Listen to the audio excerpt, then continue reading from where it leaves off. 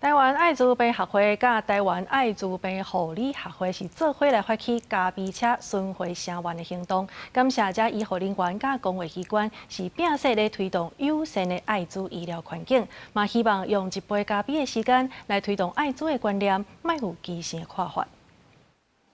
古水的咖啡车驶到位，大家拢挖过来摕咖啡。这是台湾艾滋病学会甲台湾艾滋病护理学会同齐发起的咖啡车艾滋全台湾巡回行动，进前来到中华卫生局，除了感谢公卫人员的付出，嘛要拍破大众对艾滋病误解甲歧视。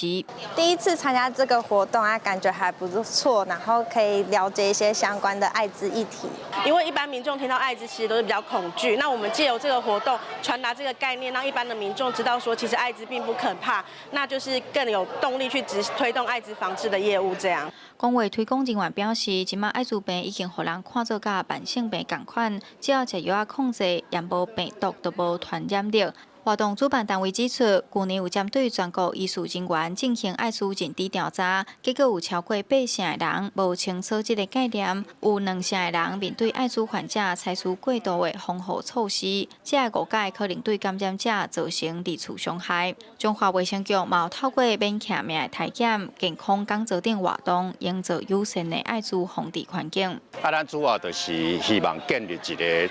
我们跟艾滋病患、甲艾滋病的高危险群的一个友善环境，互伊人感觉咱可以信任，因为有信任、有友善吼，那么做服务才会到位。今年的咖啡车艾滋声援，拢总要完成全国26间医疗院所加15个卫生局的巡回活动，到这礼拜5，希望透过啉一杯咖啡的时间，宣传正确的艾滋病观念，打造无歧视的新时代。记者杨淑晴，中华报道。